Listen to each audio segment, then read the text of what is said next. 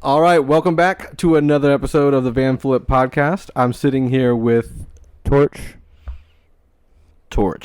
both of them are Torche. I'm sitting here with John and Rick of the band Torche. How are you guys doing today? Doing good. Pretty good, man. Pretty good. So just let everyone know who doesn't know what you guys do in the band and everything like that as well. I'm John, and I play guitar. Used to play bass, but I'm really bad with time. Maybe the last year or two. Yeah, year and a half maybe. Yeah, something like that. Yeah, I've been playing guitar for a little bit. I'm Rick Smith. I've been playing drums in the band since the beginning. It's been 15 years now. John, you were also kind of in the band from the beginning, right? Yeah. Yeah, just on the guitars, on the bass. 2 or 3 band practices, I think. Cool. All right, yeah. Just making sure. Just because Rick stated it, I just wanted to make sure we're on the same page. Yeah. Currently, you guys are on tour. You just kind of started your tour. Well, not your main tour, but you're leading up to your tour. This is like your second date, and you're going to be out for a month and a half or something like that with Baroness, right? Yeah, well, not the entire tour, because we had like a 15-day tour booked, and we had an offer come in, and we're like, yeah, and management was like, yeah, you guys should really do this, and we haven't toured with them since 2006, where we did a like 6 or 7 week European tour with them in like the same sprinter. So yeah, we took it on, and the tour went from being 15 days to 35. So nice. Just a little more. Yeah. And you guys, you said this is your second time first time in a while that you've toured with them? Second time ever. We've done some shows here and there, but like on tour in the beginning of the band. But yeah, we did one proper tour, which was UK and Europe.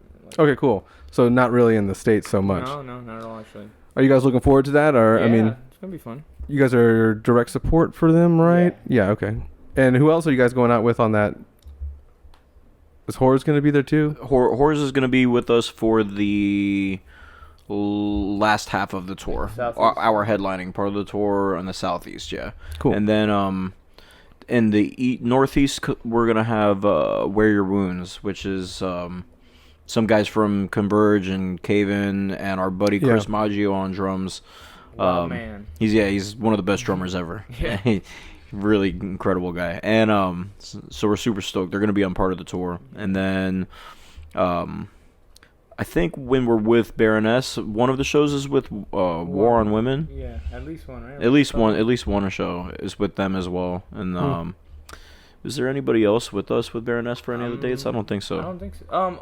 No. I think there's other bands that take the main support slot when we do our own stuff. Yeah. But a chunk of it, we go in and out of it, but a chunk of it is us and them. Cool. Yeah, should be fun.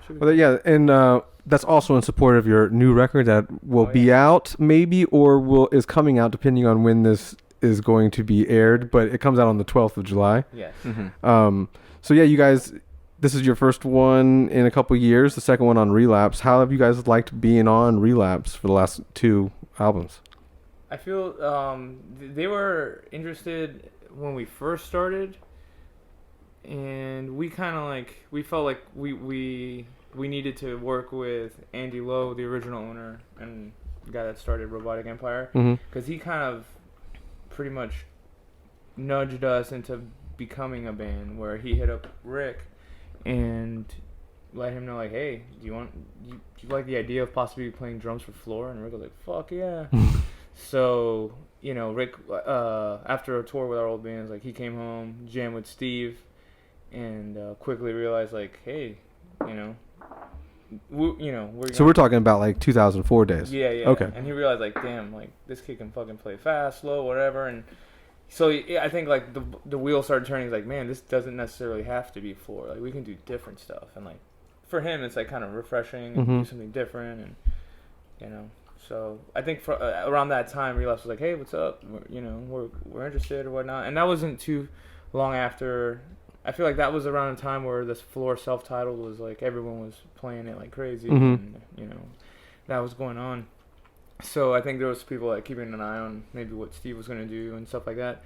But we did 2 records on Robotic, and so we kind of went on a different path or whatnot. So when we were done with Volcom 2 albums ago, on the 12th will be 3 albums ago. Yeah, your third overall album. Yeah, I lose track. One of those fucking records. Steve, when the Volcom thing, we were done with them. It was just like a one-off. He kind of like hit him up, very casually, and they're like, "Yeah, we're ready. We can send over some stuff." And Rennie over at Relapse sent over a contract, and we're like, "Yeah." We took it down to a lawyer actually, and he was like, "Shit, man, they must really like you. I haven't seen a contract like this since the '90s." Oh wow. So it's been cool. I feel like certain things have changed. One of our favorite dudes there, Bob, he's no longer there, but it's been cool. And we're working with, some people I really like and believe in the band too. So the dynamics have changed a little bit because I think the whole breakdown of how they operate has changed it a bit, but they're still a great label to us and super helpful, and yeah, so it's a good relationship, I would say. Cool. Just it's a kind of a little weird marriage because your sound as the band is not really, you can't really classify it that well because as people know, it's a lot of what you guys listen to and then like throw into a blender, and it kind of just manifests itself as your sound. I dig that. I love that about this band. The harder people have to work to describe it and like really stretch, because basically when people are describing a band, they're just using their frame of reference. Right. So whether it's something that it's a big band or an obscure band, it's just point of reference. So from one person to the next, they're gonna pull from whatever they know. So the harder you make that, I don't know. I get a kick out of it. Yeah, I mean, because it's more, you'd have to just say like, oh, you have to hear it. Yeah. You know what I mean? So it makes people check it out a little bit more. What would you kind of, because I mean, like, obviously Wikipedia classifies you as like a heavy metal band, but we highly power metal. I hope even. I don't know if I'd classify it as that myself, but what would you guys? I mean, obviously the sound has changed from Jump Street to now, anyway. But like, how would you guys classify yourself as if someone hadn't heard you? I would say like hard rock. Yeah. I would say hard rock. Somebody that hasn't heard, it's funny because like I try to describe the band. You end up in situations like with like family or something. Yeah. And like and it's like your mom's coworker, and this guy doesn't. In a listen. rock band. This guy doesn't listen to like any me really trying to break it down is not gonna really make much sense. So depending on who I'm describing it to, I describe it so different. But yeah, like I'd say the average person that's just like, oh, you're in a band, dude. Like, what do you get? What kind of stuff do you do? I always just say like hard rock like Black Sabbath or grunge like Sonic or like Soundgarden or something. I kind of compare it to those bands for people. I think that's kind of like the clue. I mean, it's like funny. Like it'll be the guy that works at the post office that like is just kind of like, oh, like Smashing Pumpkins. I'm just like, yeah, totally. Whatever like, you want to think. Like, that makes sense. Like, sure, like. You might actually listen to us and hear it in some of our material, but like not all of our material is the same either. Like someone will hear our new track Admission and be like, oh dude, they're like a shoegaze kind of band, but then like someone checks out any random thing in our catalog, it could be like some super slow, super heavy thing that they're just like, what the hell is this? This isn't like that at all. On the new record, like you'd hear that song and then 2 songs later you're like, I mean, I feel like there's a sonic continuity and identity and vibe, but it's just like, yeah, going from a certain dreamy track to like some bomb string heavy shit. You'll be like, if you show, like, you can always like ease people in, but sometimes you can show them like the extreme of what they don't expect. Yeah, all the dynamics and the how your range is. And to me, that's what makes this band so much fun. Like, there's not like a checkboard or some sort of fucking flow chart to like what a record's supposed to be, what the songs are supposed to be. It's just like show up. If you have ideas, cool, let's hear them. Or oh, you have a completed demo, let's hear it. Or like I don't have shit. I'm like, well, let's make something. Off top of the head. I just tell people like loud rock and roll. Yeah, just tell them that it's rock and roll. It's weird, Rick. You brought up certain bands to describe yourself because literally, like earlier when JP and I were talking, I was like, I kind of get this weird Black Sabbath-y vibe. Oh yeah. Like even in the vocals sometimes. Yeah. So that's a good. I mean, to me, and I've been jamming a lot of it in the last week, so I get that.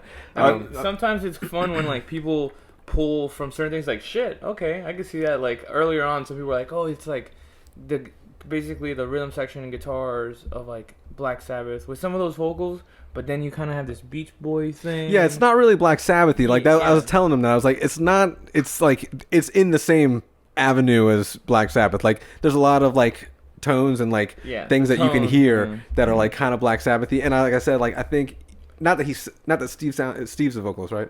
Yeah, not that he sounds like Ozzy. Yeah. But with it all together, it kind of reminds There's you like something there, yeah. And I mean, that's like the down-tuned stuff, the big chunky drums and all. You know what I mean? There are certain things, the way we play maybe a little bit. But I feel that on that at the same time, someone can also, you know, say like, oh, well, I hear some Guided by Voices in there, or you know, I hear some other stuff. Sonic Youth, you know, in some tracks, Killing Joke, even sometimes, and like, just like it's super random, kind of what we'll throw in, you know. Like sometimes, like I'll take stuff from like my ideas from like krautrock stuff I'm listening to, and like if it doesn't fit, even if it doesn't necessarily like, that's not the exact kind of track we're making, like my drumming will still follow that sort of like style. It'll add to it, you know, to actually kind of make it unique. Sometimes I definitely like feel like I'll take things, especially like, you know, going through periods of time listening to like reggae a lot, like sort of like feeling that sort of slowness of that kind of groove that like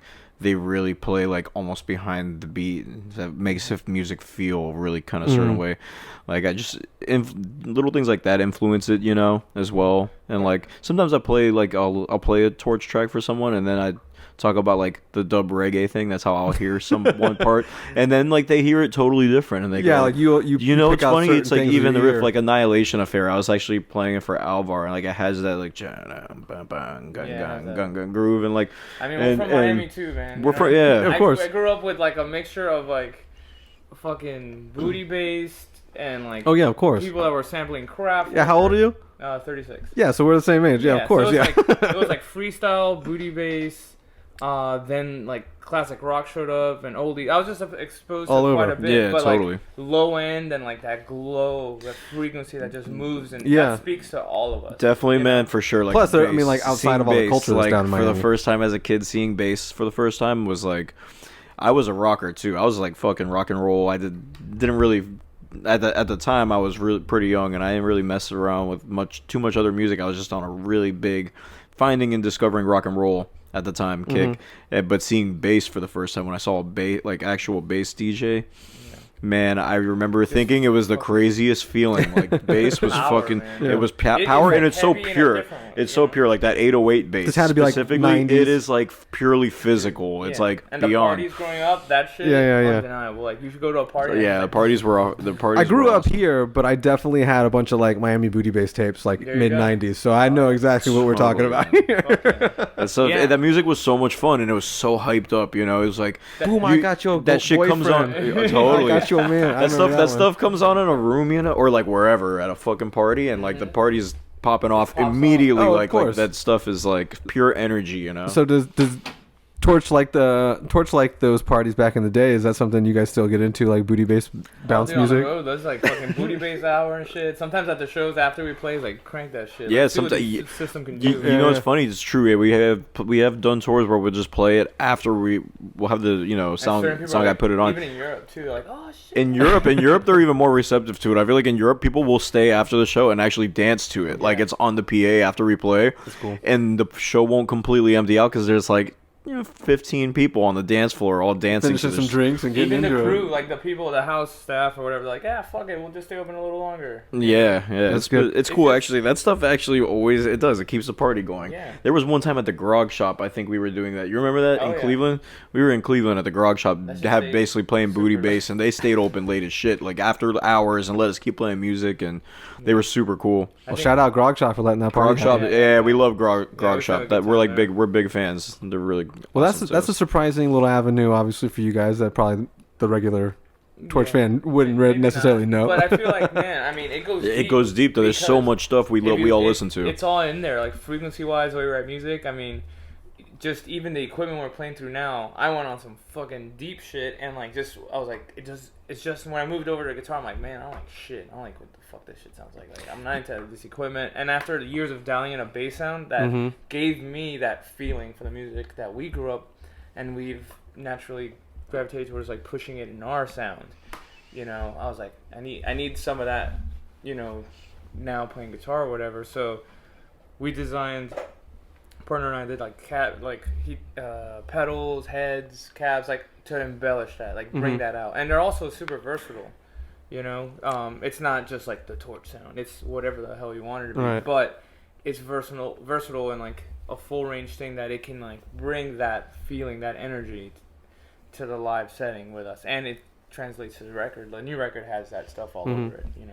So yeah, is that something you do in your spare time, like twiddle with like electronics? I have no spare time. No, I'm noticing now. I'm like, holy fuck, man. I'm like stoked to be on tour because I can sleep. Yeah, you I can breathe. sleep, You have to focus on one thing for the most part. Yeah, there's still a lot to focus. I mean, there's a lot of shit. Look, he has a fucking print shop, so before we're going on tour, it's like, great. All right, I'll see you at practice after you print for fucking hours. Yeah.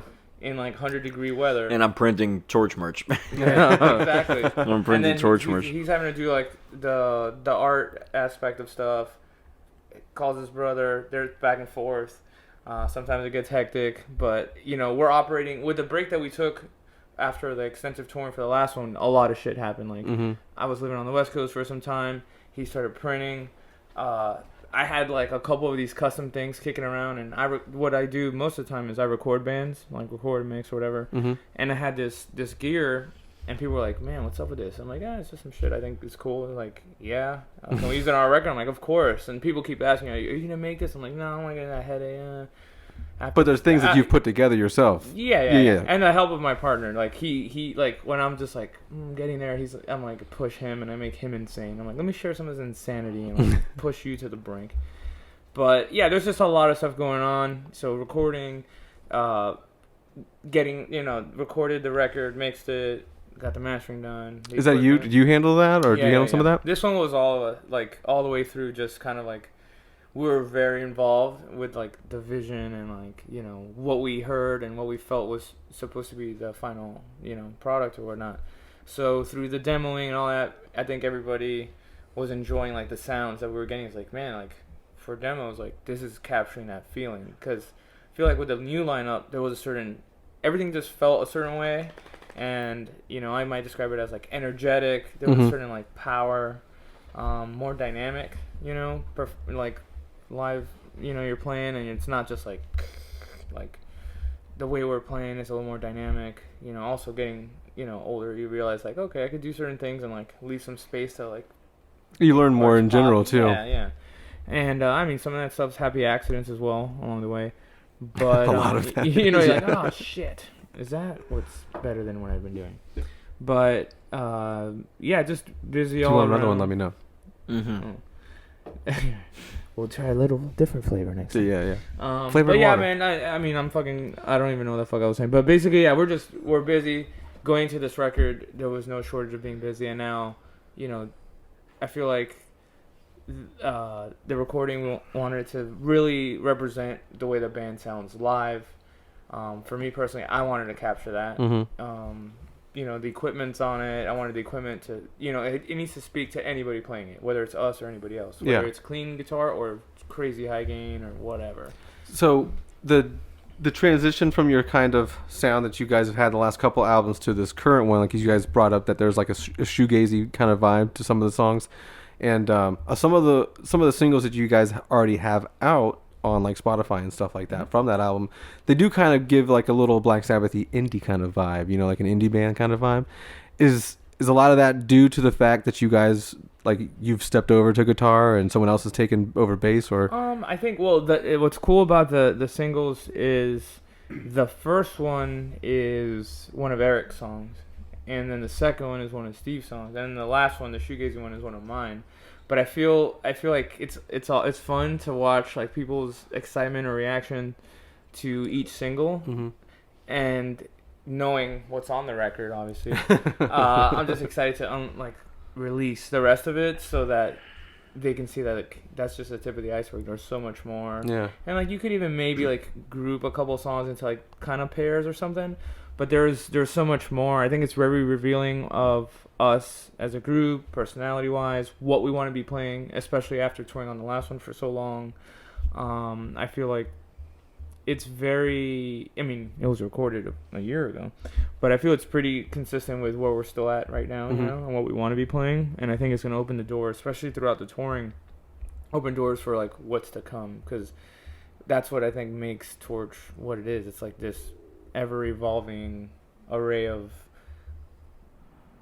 directions sonically, but there's still like this sonic signature. It's like, oh yeah, that's them. But a lot of like maturity coming throughout the years, or different kind of vibes. I think the new one's mature. I would call it a mature record for us, you know, definitely. Like I that's how I feel about it, you know. But well, as long as you're proud of it, and then you can't wait for anyone to hear it. Obviously, yeah. I mean, I'm really stoked about it for sure. I definitely think it's like a overall product, you know, like you take a record home and like that experience that a record gives you, because it's got like all like the different aspects that make it, you know, what it is. Like, yeah, it you feels know, like it's a like whole record. Yeah, and it also has like this quality to it to me that I feel like it's something that people are gonna probably like listen to for a longer period of time. I feel like there's more stuff to like revisit on it that, you know, has like, you know, I mean, me personally, I didn't really like the last one very much, you know. The last like, record I mean, I feel like I'm kind of a little bit critical about like just like how hard we could go, you know. When we did the last one, we put it together really fast. It's not bad to be critical though.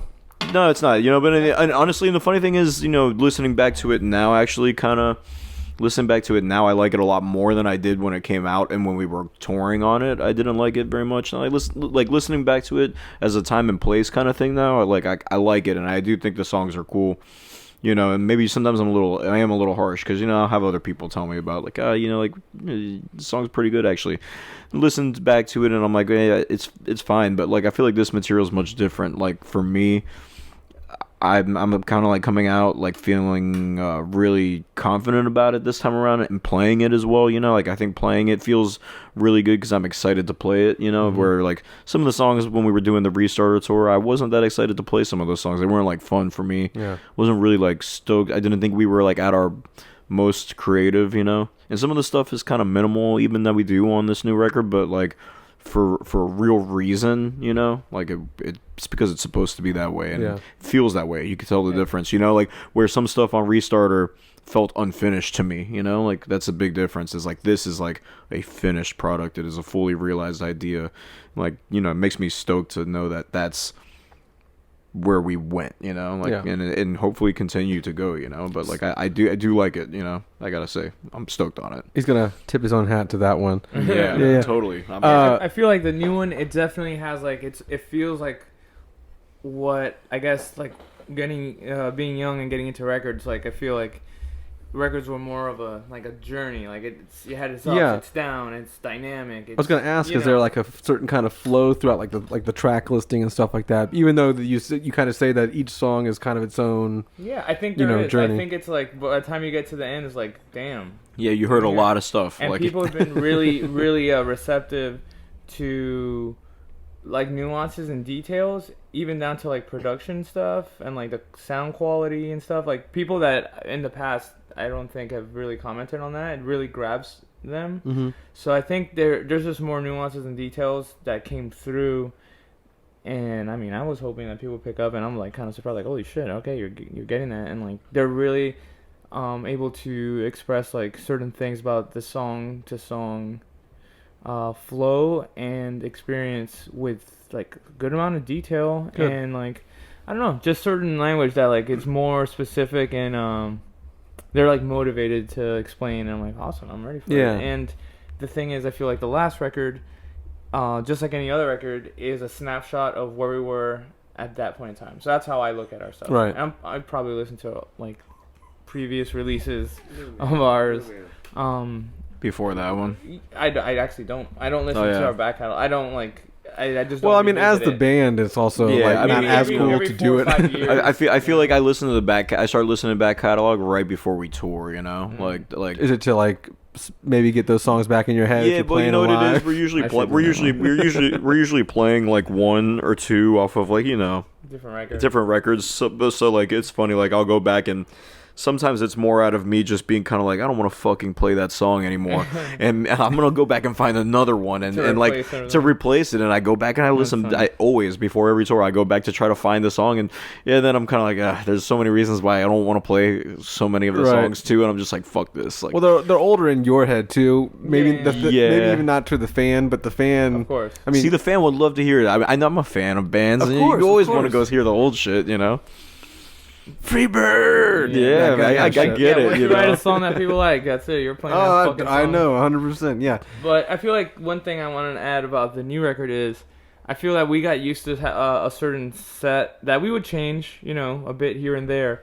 But I felt like it was like this sonic experience where it had a certain flow to it, and I feel like that kind of maybe subconsciously laid in to the back of our minds, and like, okay, when this one, whether it was something as simple as like this a song flow, the track listing or not, track order, I think the songs, and from beginning to end, do that, they take you on that trip where a live set that you pull songs from different records will give you, and like, okay, well, here's a set, and we went from this record to that record back to that one, and here's this set that kind of takes you on this trip, where on this record it's like, damn, we could just fucking play this. Put the whole thing out, yeah. Do you guys think as a collective unit that this is kind of like this album is more the direction that the band will furthermore take, or is it just kind of like an experimental type situation? Just because you were saying how excited you are about it, so I didn't know. I mean, I would say I don't know for sure. We don't know. We never know. Yeah, we never know. Yeah. We never know. We will know. We'll only know when most of the songs are written for the next one. I do think that there's certain things that carry over, you know, from like things we'll like and do, and like probably dig in a little further. But yeah, we have no fucking idea. Like, it's just like, no. Like, if we were a band, again, that went on a checklist, or like, oh, we have to do this, and this is a song structure, you swap the ingredients, but this is it.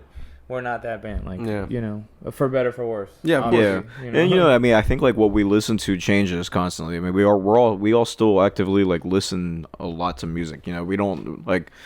We're not so caught up in what we're doing that like we don't check stuff out. We're like definitely I was working in a record shop until really recently, you know, like, oh, cool. So I mean, I definitely check out anything that comes through the doors, you know, all kind of music, but I feel like we listen to different stuff constantly, so we're just gonna keep changing, you know. Like, I mean, every record, when I listen to every record, I know exactly what I was listening to. Like, always. Like, I listen back and I'm like, man, I remember I was listening to like all this stuff, and like I hear little bits of it here and there, and like what I was doing at the time. So it's like, it's just gonna keep changing. I feel like the more we hear things and we're exposed to stuff, you know, and things catch our ear, it's like I'll always try to incorporate that stuff's always going to naturally be incorporated in there, you know, like well, bands I think that can do that too also have more of a longevity as long as they can not change their sound completely but mature. I think is a good word for bands that also for a band like us that like generally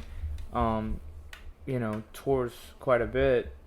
I know in my mind what makes what I, you know, bring to the table, I guess, record to record, is what I want to be playing while I've been playing the previous efforts like over and over on tour and tours. Like, man, I want to do like, my mind will wander maybe sometimes a little too much live, and I'll be like, man, I want to do some more like this, or like I want to try something like just as an actual part, you know, like, man, a part that does this and that, like that's my mind will do that, and you know, then I'll forget, it gets erased, and then some other warped version of that will come into my head, and I'll be like fucking around and come up with something. But I think it's more like, instead of revisiting the past or dwelling on it or whatever, treading, you know, same ground over and over, I'm always thinking like, you know, and part of it is probably, you know, being exposed to new things, listening to things, like subconscious inspiration as well.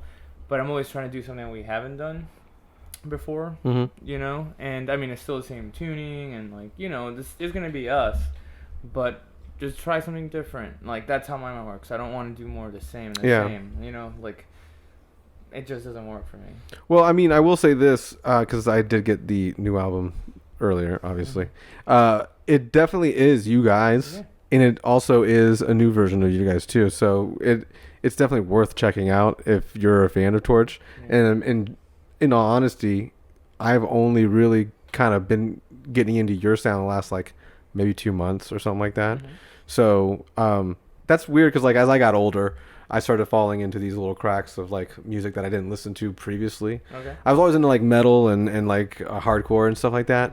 But like there was like this little like area of like stoner rockish kind of like sludge grunge stuff that I never really listened to. But I definitely have checked out the discography the last 2 months, so I'm stoked to see it tonight. And it's just another band that I can put on the list of like things to check out or things that I've checked out and I like. So it's definitely worth the listen for sure. Cool. Awesome, man. Yeah, definitely. So you guys tour a lot, but you also have one of the questions was, is Torche like your main gig? Because some of you are in different bands obviously, but some of you guys have like other jobs too. Like, so what are your other like jobs / hobbies that you guys also have in the band? I mean, my brother and I have a print shop together, so we're pretty much like, you can go ahead and plug it. doing that. Just go ahead and plug it if you want. Yeah, yeah, we're called Printsmith 305. We're a Miami-based print shop. Yeah, they do a lot of stuff out of state. We got metal labels. Yeah, we do all sorts of all stuff. kind of stuff though. We definitely do all kind of stuff. My brother's back home, like running the business while I'm gone. But we communicate every day. Like, I mean, it's still a job for me on the road. Like it's gonna be a job like this whole trip. Like every single day, I'm gonna be on the computer for hours. Well, at least there's Wi-Fi available readily. Yeah, for sure. Except when you really need it. Yeah, of course. Well, yeah, luckily, my phone can become a hotspot too if like it becomes a desperate situation. But a lot of things you wouldn't be able to do way back in the day when you guys first were starting out. It's crazy, I know. so yeah, I mean the print shop is like my main thing. Like when I'm home, that's what I do. You're not doing a record store anymore?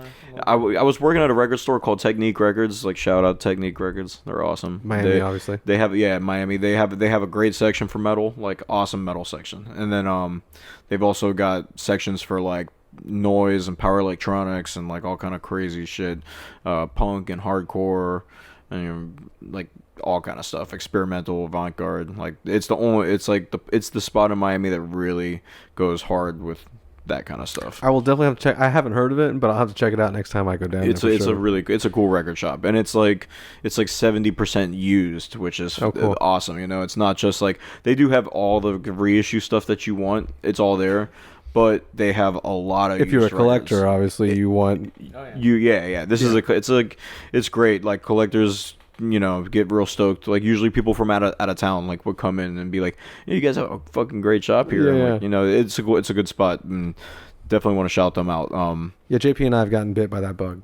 The vinyl collector. Yeah, it's a really bad rabbit hole to go down. Oh yeah. I know. I've got a lot of records. I don't have a lot, but oh my god, I'm gonna get there. I already know. Oh yeah. I mean, it's just.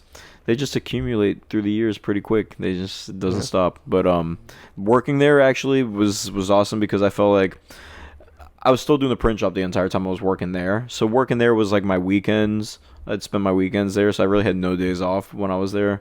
But it was totally worth it. And I was getting a discount on records. Yeah, of course. Why would you give that up? Yeah, and that my plus discount was first come first serve for you probably. Anything that comes in. Everything. Oh yeah, so much good stuff. I mean that's the thing. So much good stuff. I was buying records a lot when I worked there, so it was cool. I miss buying records right now, but I haven't been on tour in a while. I was buying a lot of records because I wasn't on tour. It was kind of like you don't buy them on tour. You don't like go record shopping. No, I used to. I went through my periods of really going like crazy about like, oh, there's a record shop. I gotta go out of my way and go fucking look. And like, the older I get, it's harder. The older I get, it's harder. Some of my favorite records I've picked up on tour. Yeah, I mean, there's a couple of like stores that I've traveled to. That I've traveled to a city that I've felt like, oh, well, I gotta go check it out, but not often. Yeah, but fuck traveling with records on tour. See, yeah, I've never had to do that. You gotta box them. It's stressful. And you gotta watch out. The guy laying down in the back of the van doesn't roll over that shit. Yeah. Don't dent the corner, please. Yeah, oh yeah, they can get fucked, or just being in a hot van, like in a bog. You never know. You get to Arizona or some shit, and it's like 104 degrees outside. I'm like stressing, man. The records they're there, man. It's like exactly they're at the mercy of nature. It's kind of it's so weird because they're in the day and age we are in now. There's not a lot of physical copy type stuff, other than like people just putting them out themselves for the most part, especially in this little vein of music that we're in. But I was thinking the other day, I was like, man, because I started buying CDs again too. And I was damn. For sure, I buy CDs. Like, I buy CDs to rack them up real fast. Like we used to do that on the road all the time. If we had time, or if we're eating somewhere and there's like a CD exchange or one of those. Well, they're so cheap, especially now too, because they're trying to get rid of them all. Like, but nowadays, you know, you could stream anything. But that's the thing I was getting to. You can stream everything, obviously, but some records are so good you gotta have the physical. Well, copy. you want a physical copy because it's going to be very limited. Formats. It'll be limited as time goes on, and that they're not going to redo a bunch of records. You know what I mean? Yeah. So you know what the thing about it is like somebody. There's a whole generation of people who grew up buying like the CD. Let's just say like my generation. Like I grew up definitely in the 90s. I'm an 80s kid, but grew up in the 90s getting into music, you know. And in that time period, you're buying CDs and you're taking this thing home and you're like opening it up, not really knowing what to expect so much other than maybe the one or two songs, you know. That was the better thing about music back then too. I think. It was more of a surprise, you know. With a cassette, I was a cassette person, and then with CD, I'm like, holy shit, you can skip, for sure. But I'm just saying, like your average person, right? Like in that period of time, like you know, you take the CD home and like you open it up, you don't really know what's inside either. It's always a surprise, like what the booklet's gonna have in it. It's and like definitely everyone who had that CD, because that's what you had to do. You had to get the CD. Yeah, I think everyone who had it that. had to open it up and look at this crazy thing on the inside that like no one else, like an internet stream's not gonna have all of that extra information that makes this record this experience and like a tangible physical. It's a whole thing, yeah. Like you said, it's a whole experience. Like just because you're listening to the song, I mean, you're listening to the CD or the cassette or whatever while you're doing all that anyway too. So it's kind of like a whole experience of like visually and audio. I was a fucking total pain in the ass. What I would do with my friends is we would skateboard and bike to I don't know if everybody here remembers Blockbuster Music. Oh yeah. And they had that the old ass listening- arcade thing. station. Do you want another one? sure. Do you mind getting both of them situated? Thank you, Shit, JP. Sorry. The one thing we used to do is You'll probably have to get his cup too for the water. Okay. Sorry, go ahead. No worries. Blockbuster music. Here we are. Or Blockbuster video. Yeah, Blockbuster. Well, yeah, it was both. But then, like, I think the music, like, took over. At least the one down south. Yeah. And we used to ride bike or skateboard there. Dude, I used to walk around and get a fucking stack of CDs, go to the CD bar, and that was their thing. So they were like, they would unwrap it, open it, and I would listen to the CDs if it didn't suck, I would listen to the whole thing. I had a lot of time, you know, so. Yeah, that's okay. If it sucked, it would be like, excuse me, can we change? But, yeah, I would dig in. I needed to get into that pamphlet. I needed to see. And, you know, certain records' artwork was, like, the reason you picked it up. Of course, you yeah. know? And especially when it comes to, like, vinyl. Because, like, some of the vinyl doesn't even put their track listing on the back, you know, or their like name. You just figured it out. It's like a treasure chest of, like, it could be some good shit in there or it might suck. Yeah. But, yeah, looking in a pamphlet, and I've always been super into, like, music equipment. So I'm like, damn, are they going to have a picture of, like, the practice space? Thank you so much. With the gear, or they're gonna have a live. Like I wanted to see what they're playing. So right. I can. While I'm it used to be your only. This is cranberry. This is cranberry. It was kind of your only glimpse before the internet, for the most part, into like a band's life too. It was their like, inner notes and the pictures and stuff. What do they look like? Yeah. What are they playing? What space is it? You know what I mean? It was like. And that was the whole thing. And I would just go to my room, and if I bought something or whatever, and just fucking crank it up on one of these little boom boxes, like all the way up. Yeah. My parents thought I was fucking crazy. I do it with my headphones on. My parents thought I was fucking nuts. Get here outside my room. You're gonna blow your ears out.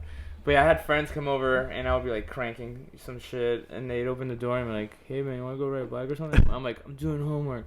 I'm like, but I'll be cranking. I'm like, I don't know if I was doing fucking homework, but I was just like, I need to hear this from beginning to end like 3 times. Yeah, that's the thing that's going to probably be lost going forward just with music. It's just more about, people are more into songs. Singles. Yeah. You know, because it's funny, like there were records I had, or, you know, on tape, or, like, I remember had my uncle gave me this Biohazard cassette. Kind of funny, right? Tough uncle. But I mean, yeah. My uncle, he had a Columbia House subscription. Oh yeah. And you know, like they sent him. Sometimes they don't send you the right shit, or they send you like something that like you did. It was like 10 CDs for fucking a penny. They would tell you that. Man, they tell you that, but they that. rope you into then your contract that says you do that, but then you have to buy 10 CDs at regular price, and they were expensive, plus the shipping. CDs So it's like $25 bucks. No, they were like, I don't know, man. I think at the time they were CDs? like, I think they were like $12.98 or something, or they were like something like that, $15, something. Yeah. But I know my uncle, he would get things that he didn't order, and he'd give them to us all the time. He'd give them to me and my brother. But one of them happened to be this Biohazard cassette of State of the World Address. And it's just funny when we were young. I mean, I'm trying to think how old I must have been, man. I mean, it was young. If you're talking about Biohazard, I'm assuming. Yeah, and I think that was the new record at the time. So I mean, I had to have been like 12, or 11 or something. My brother was like just 2 years younger than me, and that shit was like, we were like, oh, this is fucking heavy, and we were super stoked about it. But the thing that ruled about it was like, I'll always remember what that record looks like. I had the little kid running with the gas mask on the front and shit, and like you open up on the inside. Like I just remember like the shell of the cassette. It had a like neon orange cassette shell, and that shit looked so cool, man. Different color. Yeah, it was like it made it. It was like rare. It was like more. Or the rare. tape It wasn't itself just is a your different standard color shit, altogether. Like a neon color. Yeah, it was great. Yeah. Plus, streaming audio now is not as good.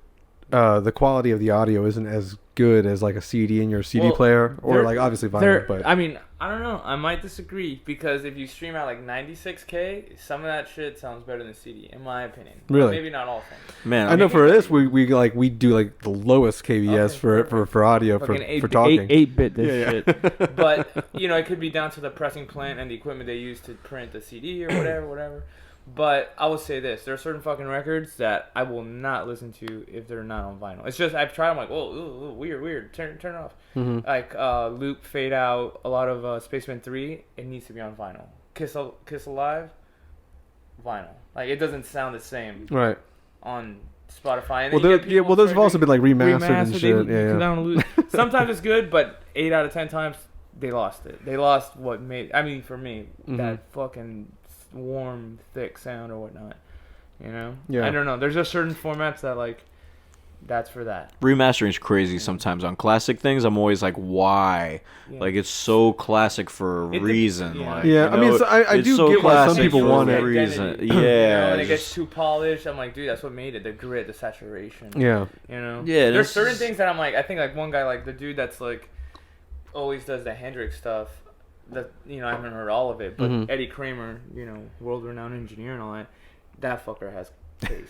You know what I mean? Like when he digs into those tapes, like I've heard some shit. I'm like, God damn! I'm like, this guy's on fire. I always am curious to see like how that will turn out, like a remaster, just because like I think about them like something like from the 70s or something. I think about like, well, the technology and stuff has gotten a lot better. I wonder how like the computer type based mastering programs could help like boost or fucking quiet down some areas or whatnot. It can go either way, because if someone gets caught up and like obsessed with a little thing, it's like they sacrifice everything. Well, you're also like at the mercy of whoever's mastering that. That's why you have to get the right person, Something that I thought I would always like to hear remastered, which could be good or bad, would be like the Opposite of December, Poison Wells' first record. That would be something I'd kind of. They were a local band from where we were. Oh yeah, for sure. Yeah. Well, they were from Broward. They said they were from Miami, but they weren't from Miami. They're from the South Florida area. Yeah, they're like 45 minutes north. They might be the next people on. But yeah, because that always sounded. That'd be great. Yeah. Hey, these guys were here. They say you're not from where you're from. Yeah, hey. A lot of Broward bands will do that, Well, they definitely don't live there now. No one. I don't think any of them live down there. I wouldn't be surprised that everyone leaves South Florida. If you're in a band that is doing stuff and you start touring a lot, usually you don't stay in South Florida. You get the fuck out. Is it hard to do shows down there just because a lot of because I know Miami does get a lot of shows in general, but like a lot of tours don't necessarily, maybe the bigger tours don't necessarily dip down into Florida as often because they just hit Atlanta and then keep it moving, throughout the country. Is it hard for you guys down there? You got to add 3 days to your tour. You got to add a day to get into Florida, a day to get to Miami, a day to get out of Florida, and then then you're out. You need. There are definitely cities that can handle show and you can have 3 to 6 hour drives in between all those cities. Tampa, Orlando, Jacksonville. There's so many good places to play in Florida actually. One pattern I've noticed though is I feel like as bands get older, certain people in these bands are probably interested in what Miami has to offer, so a lot of bands have started to come down, whether it's like, damn, let's fucking end the tour there. How, like, I could do some tropical fucking There's a lot of other and there's other draw. stuff too that is that really attractive to certain bands. Right. It's attractive to a lot. There's a lot of things that could be attractive to a lot of people down there. But I feel like, honestly though, there's some, like, from the people that straight up going there for the fucking drugs to the people that are going there like, yeah, I want to go into fucking tropical weather and eat some fucking awesome food. Like, there's a lot of you want to be in a fucking city that doesn't sleep, like that place stays open 24 hours. Yeah, it's like New York, but the south of New York. New York ain't got shit on us. It's definitely not like New York, but it's all the time. The closest thing is Spain, but now New Orleans. New Orleans is up all night, man. That place is fucking crazy. I mean, we stayed down there last year. I stayed there last year, and I hadn't stayed down there in like a couple years. Yeah. And I was like, holy shit, dude, because like there's so many like high-rise hotels and stuff down there now. It's crazy. I will say this: the one thing that I think is pretty funny is for local shows, which is kind of changing maybe a little bit, but people leave their house at 10 o'clock at night. So you know, certain places like first band should go on 10:30, 11. Yeah, everyone's gonna go get food first. Like, no one's starting at 7 o'clock or anything. And that's that comes from like just Latin and Hispanic culture. Like that's how it is on Barcelona, Madrid, and stuff like that, where like people are out talking, socializing, have a great time till like the sun comes up, and then a little after even. Yeah. And it's just like, I want to go out, I want to have dinner with my friends, have some drinks, do whatever. Then let's go to fucking see the show, or and then keep the night going just, like all night. You know, it's all that coffee down there. Yeah, that too. That too. Yeah. But it's just more. I feel like the thing that is attractive to me is, the just like the tropical way of life, but also like the social culture. It's definitely a huge melting pot. Yeah, and I feel like there's a lot of it's just a like socially colorful place. You know what I mean? Like, I don't know. And it's for Florida, it's very progressive too. Yeah, I feel like it's an extension of South America and the Caribbean, not so much the South. Like when we're like, oh yeah, dude, no, Florida. It's like I try to explain Florida to people, and it's like, look, where I live in Florida, it's not like what you probably have seen on the television or you think. It's not like they do ads to like tourist ads here, but it's not like palm trees everywhere like South Beaches and all that stuff. It's like we live in South Georgia, and that's mainly most of what like the Panhandle is, and like maybe a little bit. Gainesville is also like that a little bit. Yeah, it's more woodsy in Gainesville. Yeah, it's not until you get down south, like Orlando, Tampa, Miami. Is when people are like, man, I don't know, like for music interviews and shit like that, or the people just talking at shows or whatnot. They're like, yeah, you guys are, you're southern band, but it's. I'm like, look, man, we're sub-southern. We're sub-southern. Like, from a I really didn't hang out or talk to white people till like we went on our first tour. Like I was just like, holy shit, like all right. I'm like, I know now that I'm from a very different place. Right. Yeah. Was that your first time like leaving that area? Being on tour and stuff? I had gone to like down to like the Caribbean and stuff like that. Maybe like New York definitely. But like going to play like Elks Lodges and like fucking like VFW shit. Like when you first start, you play all like the small cities, small towns. That's where you want to go. And when you go to New York, LA, whatever, you're like. You suffer. Well, yeah, because then the Goo Goo Dolls and Train are also playing down the street. Yeah, we get it. But and then as the band, if you stick with it and the band gets known or whatnot, then you gravitate more towards the bigger cities and your shows get bigger. Right. But our first couple of tours, like it was a lot of like. Backwoods, little sheds, stuff like that. We literally had our other band Shitstorm played a shed once. Something out of what about like our early tours where we were in like Tulsa, Oklahoma, and we played in like a pavilion, like in like outdoor park. Yeah. Remember with the fucking. And we're like, yo, is this cool? Like, I mean, we're from Miami, we don't give a fuck. Yeah, but the thing is, it's one of those things. That Miami, we would get roped in a second doing that shit in Miami. So we're like, I'm just like, what the fuck is this shit? Like, I don't want to go to jail in Oklahoma, Is Karen gonna be upset that we're playing next to the Jungle Gym? I just, It's just, I feel like it's definitely, I guess I had culture shock a little bit leaving South Florida. Not necessarily. Oh, we all did a little bit. I think. Yeah, I think just leaving in general for your first couple times is definitely eye opening. You're going to places where like VFW halls, shows like that. You know what I mean? And you're just like, man, You're just South taking me Dakota's back- a little fucking different. Yeah, you you're know? taking me back. Oh yeah, once you get out into like especially the rural areas, Yeah, if like you've never traveled, Yeah. Oh, and you yeah. get out of the I rural felt like areas, That's oh my what in the God. Midwest, That's I where needed we like a went. We fucking went- passport we for the went Midwest. there first. I feel like we went there first on any of our tours. Like Yeah. we went straight for the Midwest. We Yeah. spent a lot of time out there. That's where. That's where you could get underground shows, and Yep. people were actually excited to really book your bands. Not a lot of you stuff know? going on in the Midwest. You know what I'm saying? Yeah, and like the people were super A lot of free supportive. time. So Yeah. we made a lot of friends out in the Midwest in the beginning. You know, Definitely. but I mean, playing through Kansas and Missouri and Oklahoma and even A lot of Indiana sightseeing. and shit. Like some certain parts of Texas that weren't necessarily Austin, Dallas, Yeah. San Antonio. There's a lot of Texas. There's a lot of Texas that's not Shit, Dallas I or played in Austin. Marfa one time. That was something else. Yeah. Marfa. Place. Yeah. You don't even have to describe it. I think the name alone might describe it. Oh yeah, Marfa. You got to look it up. They got the weird little Prada store out there in the middle of nowhere. Oh wow.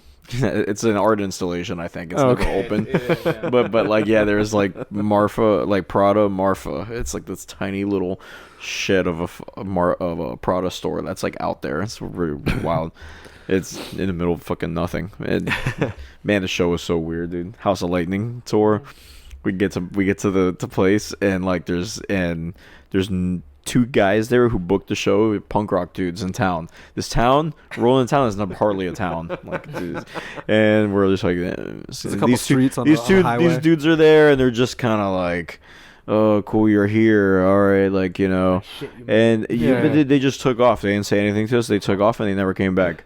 Wow. And so there was no bands for us to play with, nothing. We were just there, and it was the bartender and a couple dudes in cowboy hats hanging out, having a drink, and us, and we played. They 2 enjoyed hours. it. So I'm we were sure they on tour with enjoyed this it. Australian two-piece called Dead. They're a fucking awesome band.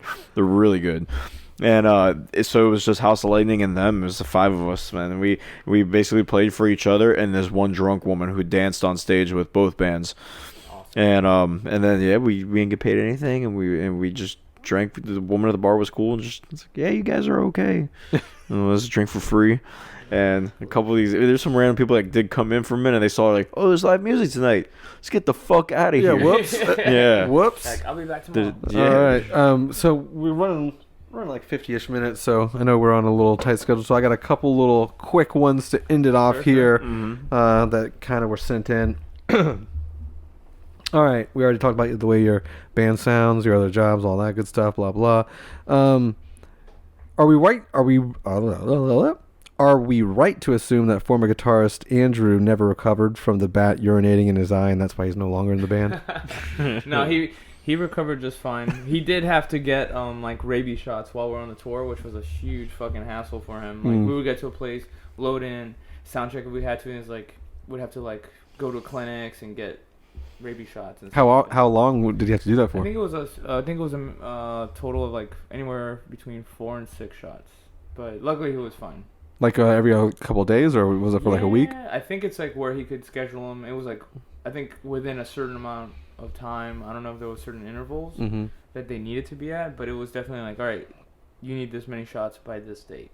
So get 'em. All for just getting pissed in the eye, right? Crazy luck.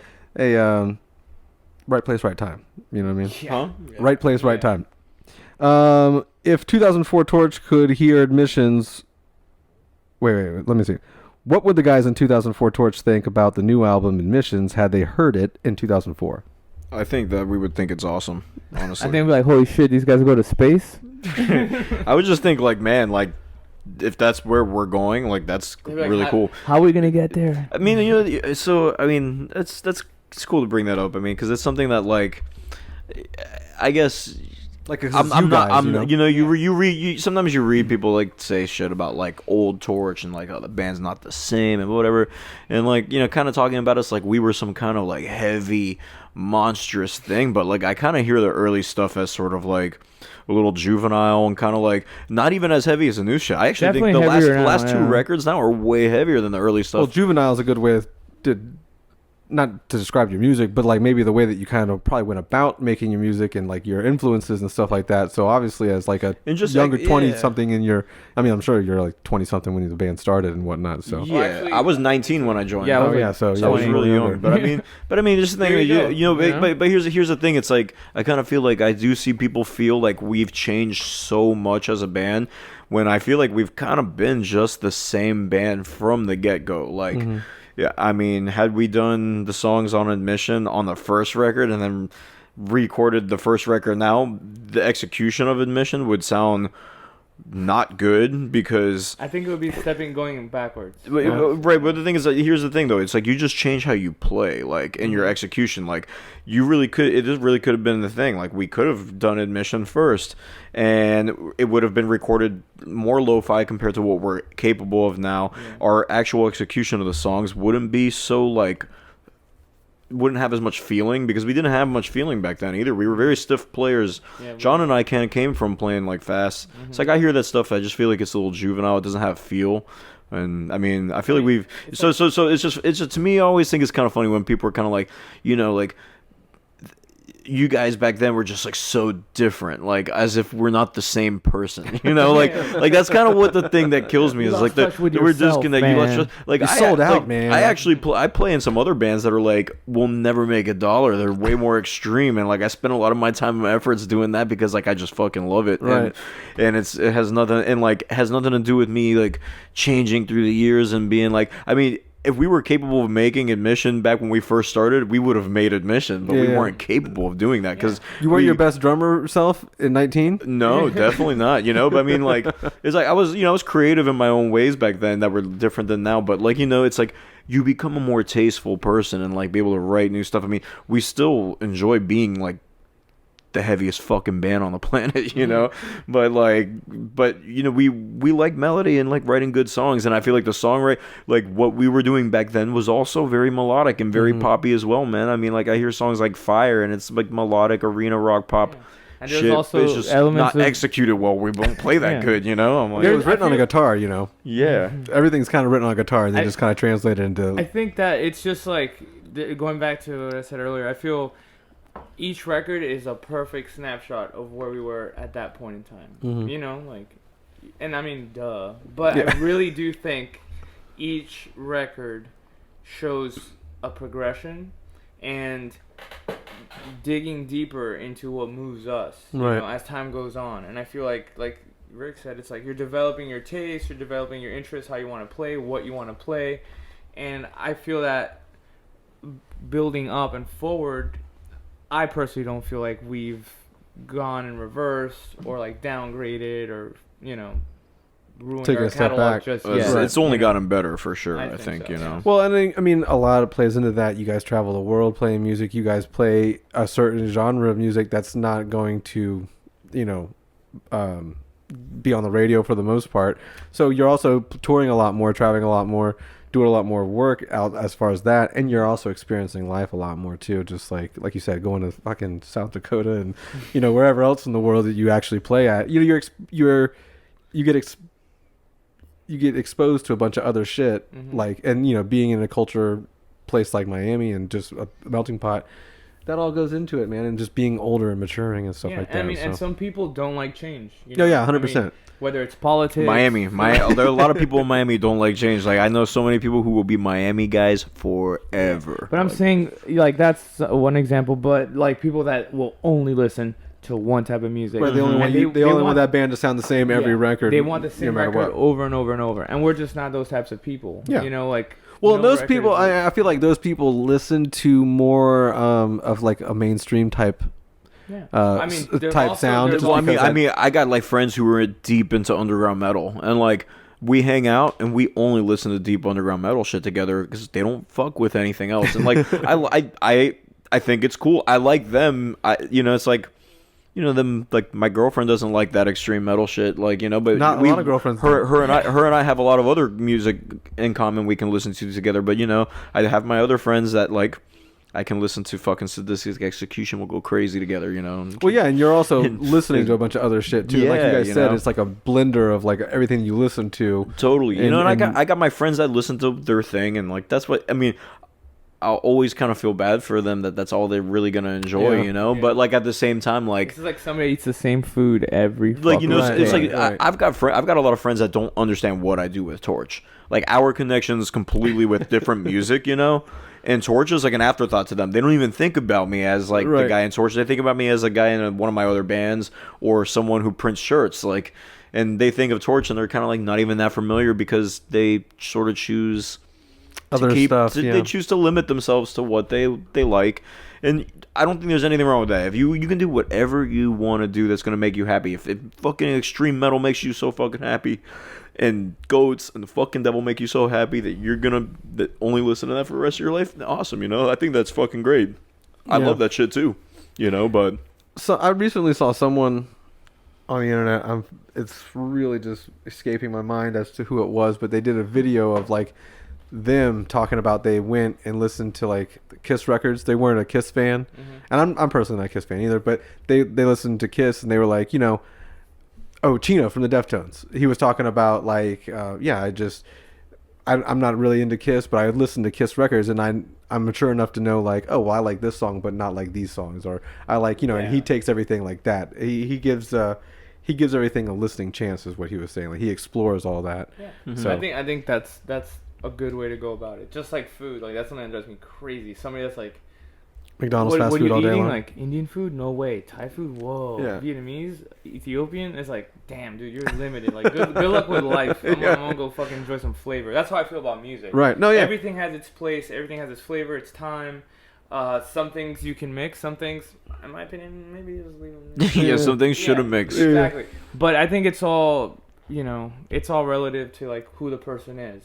And like some people are white bread, ham, cheese, and that's fucking it. Yeah. And like, It's crazy when hey, if that makes you happy, cool. But goddamn, I like some color and some flavor. Right, when I meet people like that, or when I meet people that don't really have like an interest in music in general, I That's just the kind of weird- get that's the dumbfounded. weirdest shit to yeah, me, I get for dumbfounded sure. because it's like that's pretty much everything, you know. Because I mean, Yeah, every it's- memory I is know. almost tied to a musical Yep.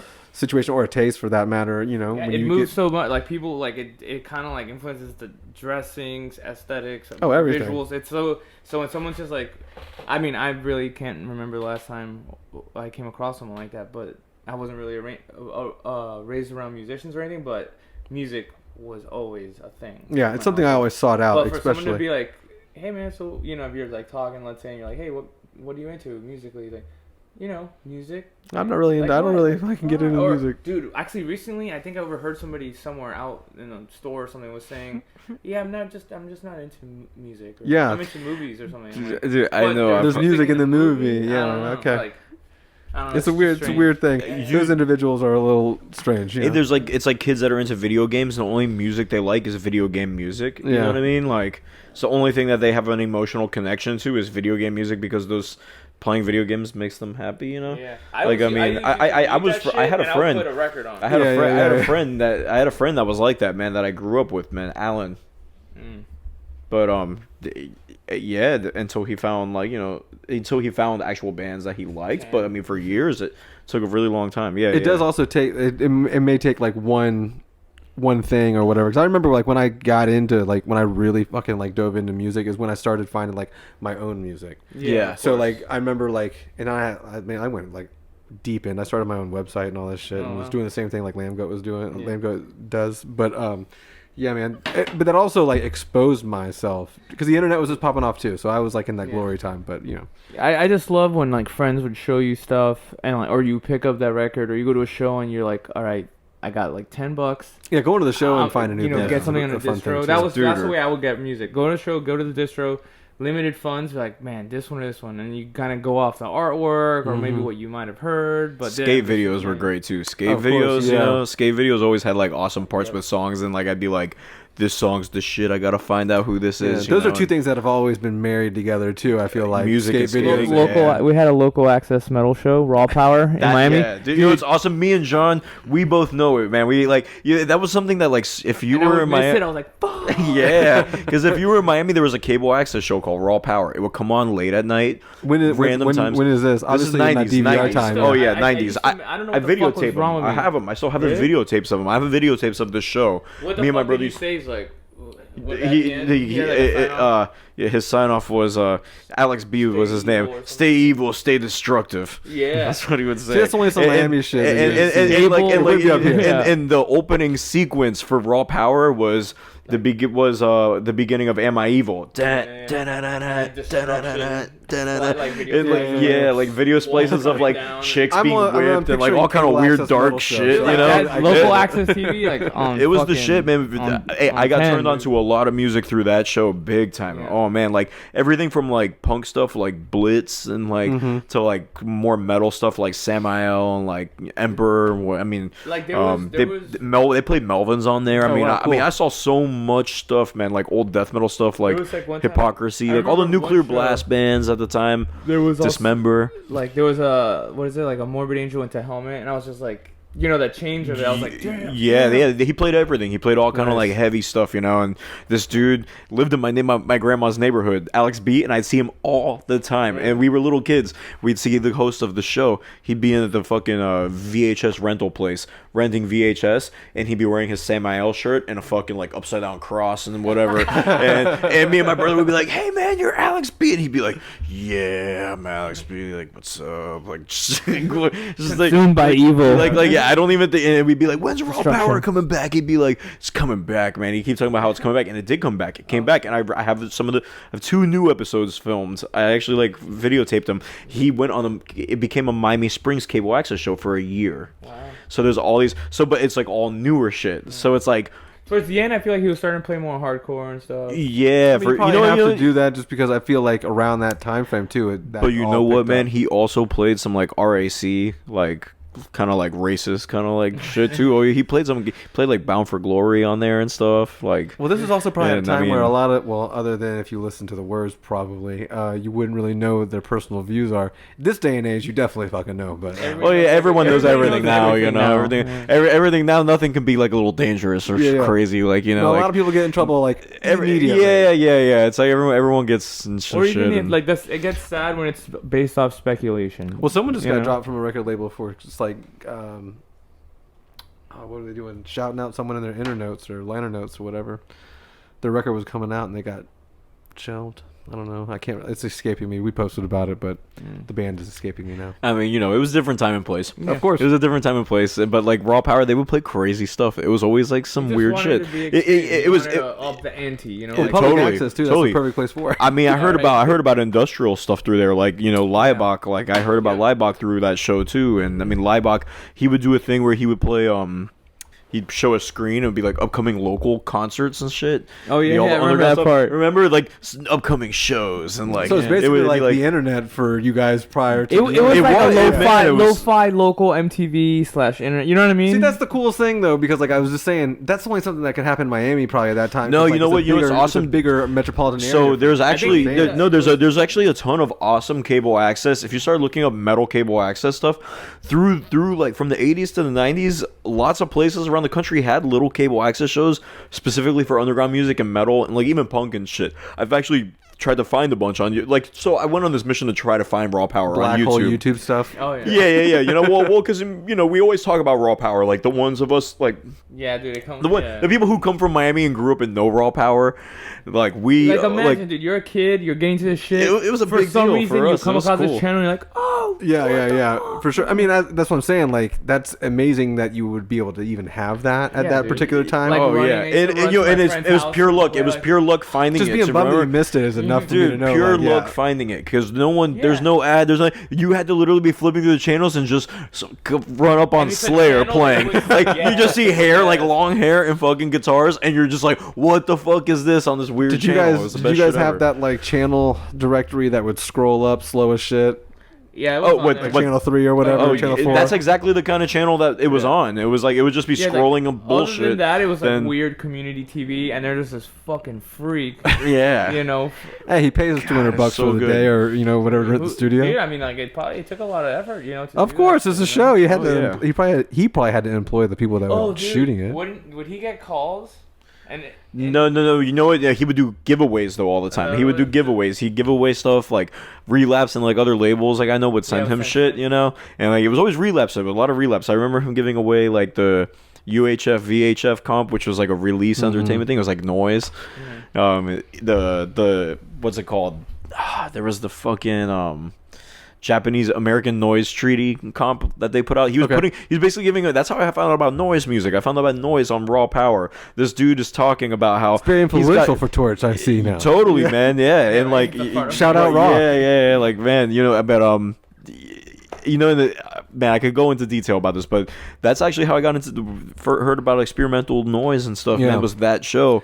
And like I'm saying, I didn't even know if I liked it at the time, but just to hear him talk about it was enough to make me always remember the names. I remember him naming Merzbow, Masana, and Namanax were the three he named, and describing it as music that would fucking like destroy your neighbors. That your neighbors would be so pissed. And I remember thinking like I need to hear that. He described it as like extreme noise. I was just like, I need to fucking find that, like whatever it is. And for years I was like, and as a kid you don't forget. And then because that was like 8th, 9th grade. Eventually, and then like coming to your own. Like years later, I find it, or logo, and some freak shit will happen. Right. Like, damn. But I remember that. This is like years before you're gonna experience that firsthand. Right. Which is how I experienced, noise. Well, you're not going, like you're saying, you're not going out to like venues at this particular point. You're catching some weird shit on TV. Grade. Like you got to be 21 or 18 before you get to this place. But it's always weird, like to find something that like sparks your shit, and then like it was just the whole visual imagery of like the underground stuff. It was so like quality, the grainy quality. Yeah.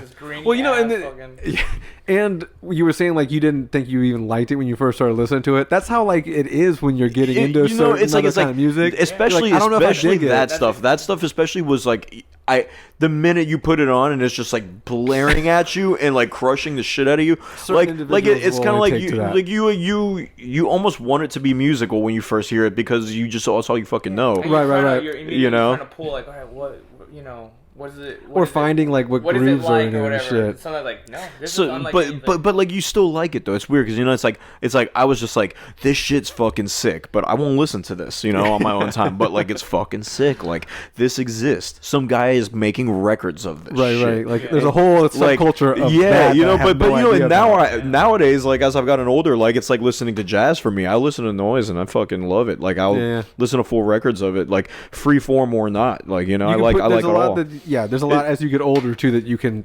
I hate to say stomach more, but that you can just listen to. Oh yeah, I mean even mellow. So it's like even like the idea of something new. It's like bring it on. Even like beautiful ambient music. It can be like something that just takes me somewhere really nice. Like it doesn't have to be extreme. Hip hop channel on YouTube. I put that on like all the time when I'm doing anything. Lo-fi hip hop. It's like a live channel that just play like fucking lo-fi hip hop, like million people on it all day long, just listening to it. That's cool. But that sounds sick. I think another thing with that is like the more underground it gets, it's more of an insight to something that somebody's creating in their space. It's like looking through a window. Yeah, it's like a little more cooler. It's like a little cooler too, because like not that many motherfuckers people will listen to it. You know what I'm saying? So it's like it's more random that you'll find somebody else like you like so and so. Yeah, I like so and so. What the fuck? You know what I mean? There's more of that. There's a connection. Yeah, but like the actual like.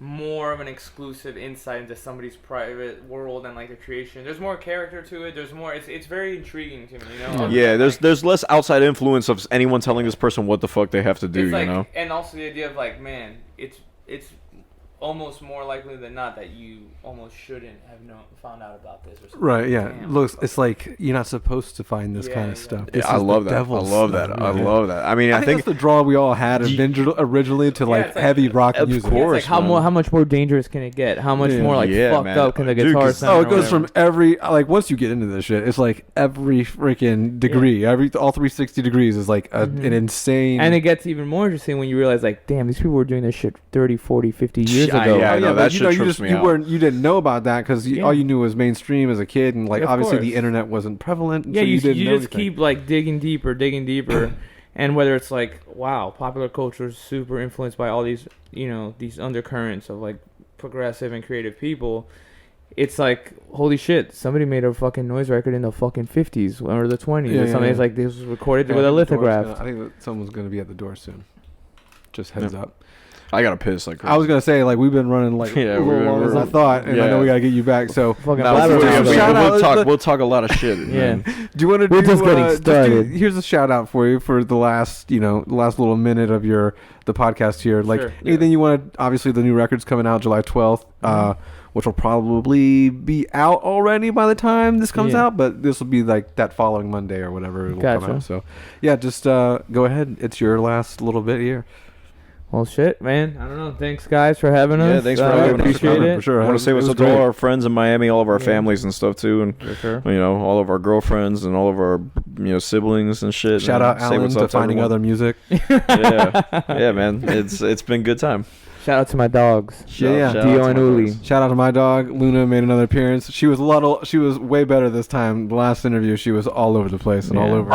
Hey, there she is. She's like, I still got the fire. I still got the fire. Yeah. We'll wrap it up. All right. Sounds good. Peace. Oh, where can I take a piss?